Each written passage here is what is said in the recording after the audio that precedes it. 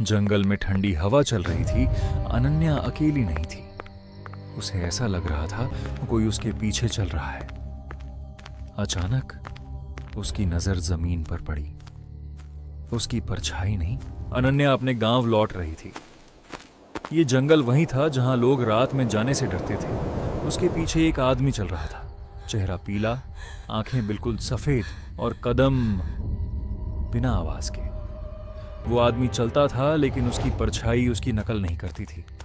अनन्या रुकी, वो आदमी भी रुक गया, लेकिन जमीन पर परछाई आगे बढ़ती रही और फिर धीमी टूटी हुई हंसी, जैसे कोई बहुत समय बाद खुलकर हंस रहा हो।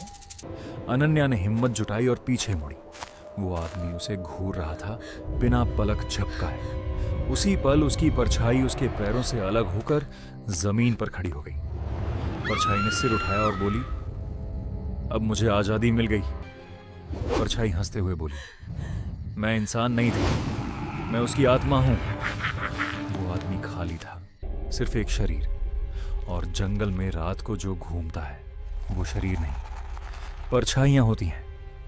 अगली सुबह जंगल से एक आदमी बाहर निकला। आंखें अब भी सफेद थीं, लेकिन जमीन पर कोई परछाई नहीं थी। और दूर जंगल के अंदर किसी के हंसने की आवाज अब भी गूंज रही थी। कहते हैं, जब जंगल में आपकी परछाई आपसे पहले चलने लगे तो समझ लेना वो अब आपकी नहीं रही। वो उन आत्माओं के शरीर होते हैं जिनकी परछाइयां उन्हें छोड़ चुकी होती हैं।